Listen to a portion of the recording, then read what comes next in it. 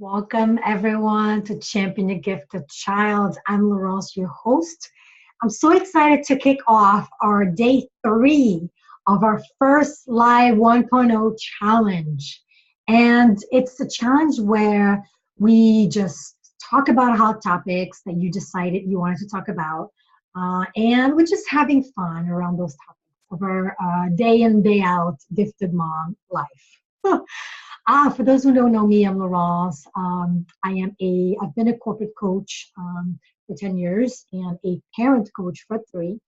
I am a very proud mom of a gifted child myself, and founder of this amazing group where moms really come together in sharing and in community, right? In community.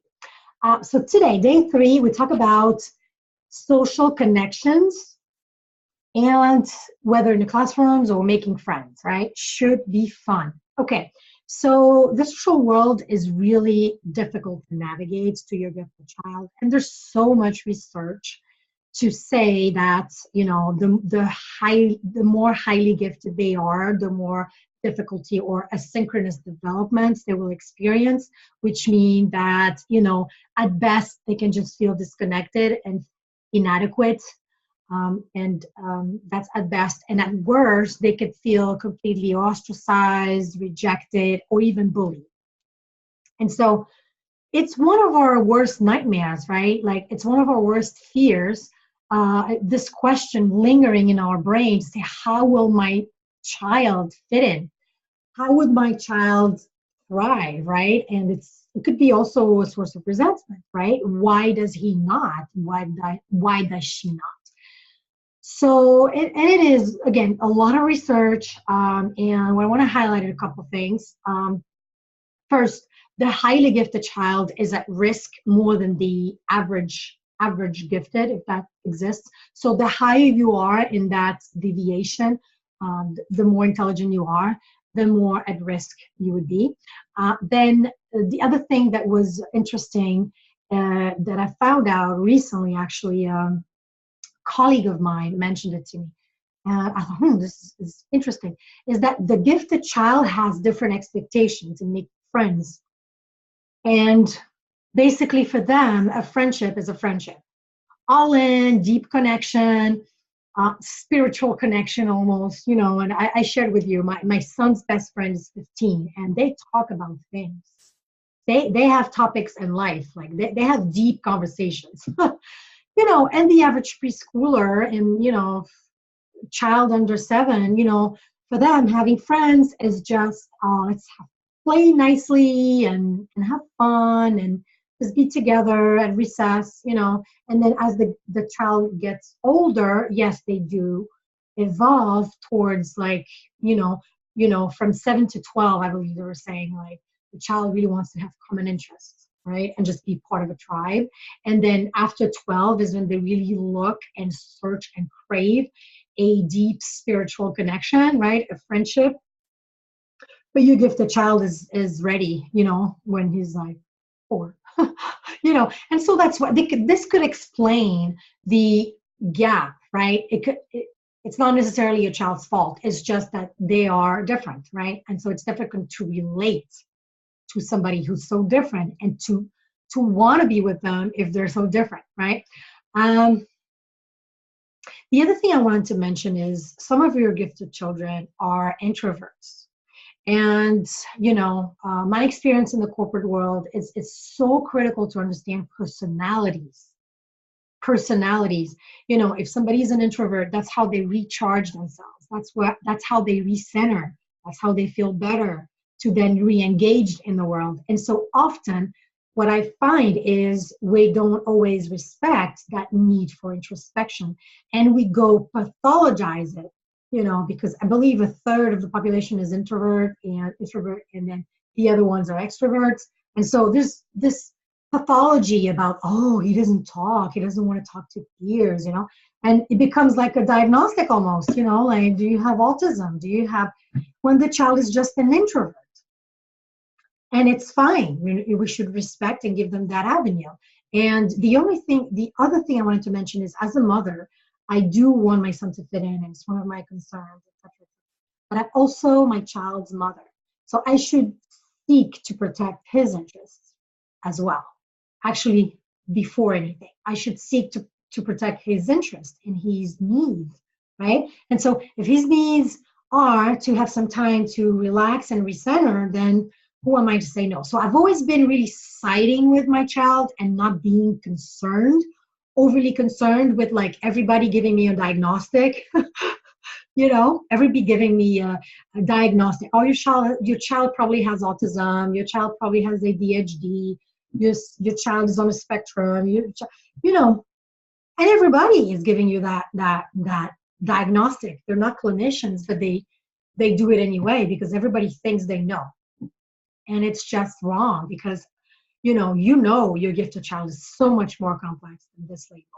And so just encouraging you to just, yes, listen in to all of those feedbacks, but just, recenter and, do your own analysis in your own deliberation on what's right and what's not, right? So what do we do? You can force your child to mingle, so extracurricular activities with age peers. And quite frankly, this is boredom and this is frustration in the horizon because, they already sit in that all day in the classroom that most likely is not fitting their needs. And so for you to add onto that is just, quite frankly, castigo, we call it in Portuguese. It's a punishment. You can also look for children that are older, but no guarantees this is going to work. I do that. It's part of my strategies. Sometimes you'll have other issues that older kids have and your child doesn't have, so you necessarily don't want the issues from the older children to just land in your child's landscape. Sometimes you don't want that, so you have to be careful. And then the third option is you find his or her tribe. Tribe, I said that. So like-minded peers, gifted children, such as them, right? And so they can relate, they can understand, they can get challenged, they can get amazed by their capabilities, and they feel like they belong because they're not alone in the world. And that's the myth, right? Oh, everybody is like this and you're here by yourself and you're like this beast and this animal that is not the same. But it's not true. There's a lot of gifted children, and I think the average is like one a class or something like that, even though they're not diagnosed or tested. The average is that one or two a class. And, so you can find kids that are smart enough and advanced in such a way that allows your child to be challenged and to be stimulated, and they will absolutely love it. I remember my first, we just started this year as part of the Champion Your Gifted Child program to allow for our kids to get to know each other. So I've created a separate group for that. And most of them are French, actually, in France, because we travel every year. We go back home. So, but I will always remember my child's face, stars in his eyes when, we did the Skype and he met this girl who's just so smart. She was like 6 and reading whatever and teaching him multiplication. And he was like, oh my God, this was priceless, like aha, that aha moment of, wow, she is like me and I am like her and we fit in. And that fitting in happens when they are with like-minded peers. Now, my strategy, and is the strategy I've read about it, it's been researched, but mostly reason why I'm recommending that is because I've used it, I've tested it, and I know it works. It's that if you start with a like-minded peer group or involving your child with some group or some friends, it could be only one friend, that they really like and they feel comfortable and at ease and just happy with, it's easier to transition them into teaching them the social skills because they're not so bored, they're not forcing themselves, so it's easier. And as always, and that's from the coaching side, when you want to start a new habit, you build the new habit on top of something that's already convenient to you, familiar to you, and easy for you. So build that habit on something that he already has sunk in, right? So let's say you have your social skills development plan. We teach that in our program. And you start with a gifted group. It's easier for them because they'll be motivated, they'll be engaged, and they'll try because they like those kids. So they'll try to fit in even more. So can you find, that's my challenge to you today, can you research a Lego club, a STEM club, what would those kids, poetry club, if your child is into it, a Harry Potter club. Can you find a club like that where your child has an opportunity to really display those skills and work on those skills? Because if you can, it's, I want to say 50% of the work done, because they'll be involved and they'll be motivated, right? So what do we want to teach? Social skills. So if you know me already, you know I heavily pull from the social thinking framework, from collaborative and collaborative solutions, Dr. Dan Siegel and the whole brain child. I heavily pull from those researchers and public figures. And what I have come up with in the gifted world specifically is a coaching session that we call Your Gift is Mine. And basically, this is to teach your child to acquire, coach, not teach, coach your child into easing in those social skills.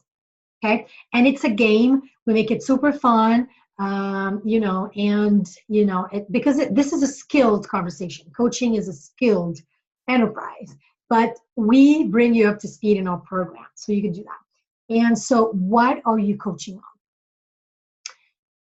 First of all, you're allowing your child to have a secure environment where it's safe to fail, it's safe to make mistakes.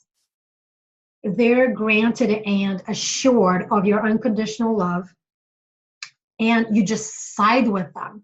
You side with them, and you're there to provide some guidance and some tips in redirecting their initiative. But you're there as their coach.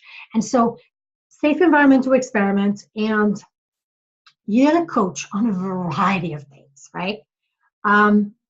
Coaching on repercussions. If they do something out of impulse and say mean words to somebody, how would this make them feel? How does it make you feel when somebody is mean to you, even though they regret it later, right? All those open-ended questions, what you want to start is them thinking about repercussions, consequences, but not the mean consequences. You're going to be, I'm going to take away, I'm going to do this, right? Because then how are they coming to terms with natural consequences? Natural consequences can be your friend is not going to play with you anymore. You know, it's not so much, the most important thing is not so much winning, is that if you act out because you don't know how to you lose a game, then your friend's not going to want to play with you anymore. And you really like this friend, right? So getting them to think about things instead of telling them and forcing things onto them, getting them to think about it. And when you do that, you're utilizing their most important asset, their intelligence. They're capable of putting A and B together. And so use that, because if they come to terms themselves with that idea, and you know what logic is, right? Logic is what is, you know, inevitable, right? That's what logic is. So if they understand the consequences, they'll be on board with you, right? So we teach consequences, how to analyze social cues. So when is it okay to raise your hand in the classroom? Is it even okay after you raised it for the 10th time in 10 minutes? Is it even okay, you know, to do that? You know, if somebody's body language is this or that, you know, what can you What can you pick up on that? Just observing your surroundings, your people around you, the teacher, your classmates, you know. And then once you observe, then you can run an analysis. So you're going to analyze how to best project your action, because you have all the information, you analyze the information, and now you can put forward your best action as a behavior to project the best you could project of yourself. And so the other thing is we really talk about how people perceive us and how we perceive people. So it's that social skill, that social emotional intelligence, right? That we never teach our kids, but we should really, because they're so smart, they can pick up on it. It's just that we need to make it an objective in their social emotional development, and understand that yes, they're smart, but there's things that they don't understand, right? And I would say it's because there are things in this world that make no sense, right? Things that make no sense. And so we have to teach them, because it's not logical. People react this way after you do this. It's not logical. It's just the way things are. Play the game, child. You know, correcting your teacher 5 times a day is not a good strategy to make friends and to get the support you need from that coach, because you know the teacher is your coach when mommy is away, so you need her to feel at ease with you, to feel that you collaborate with her. So you know, no back talking, that's not a good strategy either, right? And so even if you want to correct something, you know, maybe you think about it before you say that in front of everybody, things like that, right? Because I feel like if we're very clear about our expectations, and social expectations for that matter, then it's easier for them to build on those skills. So you're putting down building blocks, right? And okay, so you go slow, you put this together. How do you tend to your environment? How do you observe your surroundings, you know, right? And yourself, because say, so Michelle Garcia's winner example is always that of this teenager that is like standing like this with the hair in front of his eyes, and you know, and her example is how, so she's helping the child really understand how this is perceived. And sometimes it's perceived that I don't want to engage, when actually the teen really wants to engage, but is maybe shy or not understanding of how his body language is perceived. So all those skills we teach in Your Gift is Mine trademark coaching session. It's within the Champion Your Gift to Child program. And to me, it's one of the most important things we could do for our child is teach social skills, and believing that if we teach those skills, 1, they can be learned, 2, they can be mastered, you know, and 3, not only that, so you feel a little better with yourself, but it's going to change the way your child evolves in this world, and really will allow his genius to be delivered and to make an impact, and will allow his genius to make an impact if he knows how to play the game, right? There's understanding group dynamics. We go on that very deep, and we take in consideration your child's personality, because you're going to push an introvert to like, go ahead and make friends, you know, and push them to the limit. They're going to hate it. It's not going to be natural. They're going to fight it. We have to take baby steps and honing on their qualities, mitigating their opportunities. And we need to do better, parents, than just general statements. Go be nicey. Maybe that works with the 4-year-old. You know, just make friends. It's not necessarily just give up yourself to just fit in. It doesn't mean that. You know, and there's strategies. We also go through that. The strategies, you find one person that's like you, and then you make that tribe. And then you grow that tribe, because if the energy is positive, you'll find that kids are attracted to a positive environment. A good example is during lunchtime, there's a quiet table, and you'll see how like um, even normal kids that do not have any sensory processing issues, they want to be in this table because that's the table that the school really enforces calm and not too much noise and kids behaving. So yeah, everybody wants to be at that table when they see how cool it is and how people thrive in that environment. So my gift to you is two things. First, I would like to challenge you to find a Lego, a STEM, a Harry Potter club for your child to fill up their tank, their emotional tank, and their thirst for intelligence and knowledge and whatever they like in this world. Fill up their tank. At the same time, you work on social skills with them in this group so it's easier for them to start. That's one of the best ideas I've seen have results. And so that's why I'm saying it's my gift to you. Because if you take action on that, you'll be glad you did. And the second thing is I want to challenge you. It's another challenge to model all of the social skills you're teaching, because your child learns from you being a role model, and leverage the fact that they look up to you and they love you so much to be the person they want to be. And so model empathy, problem solving, finding win-wins collaboratively, not might is right, model listening, leaning in, right? And being really curious about other people's feelings and how they receive your message. And doing that, you'll be the best example in this world for your child. And also part of self-care, let your child see that sometimes you have girlfriends over, or you're taking that class, that Zumba class once a week, and you have, sometimes you enjoy a phone call with one of your girlfriends and make friends and build that tribe. And so that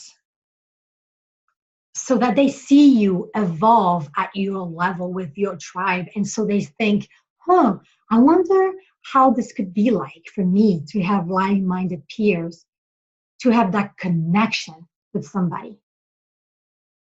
And filling up their tank, they'll be able to make the effort that's necessary, right? Playing the game in the social world, 7 hours a day in the classroom that may not fit their needs. They'll be strong enough to invest that and to pitch in, right? To play ball, because, we're asking them to fit in. We're asking them to comply with how we expect kids to behave, whether that's fair or not. It's just reality, right? So strengthening them, giving them that water they thirst, they so thirsty for, feeding them, giving them that water, giving them, that strength to then re-engage in the neurotypical world with their zone of genius. Okay, so that was day 3. I hope you enjoy your challenge. I have 2 challenges for you. Put in a comment below, share with your gifted moms in this group. And I'm so excited. This is also good stuff, inner parent work, stuff that will make the difference, right? For you, for your child, for your family, for your life. Okay, and so I'm so excited.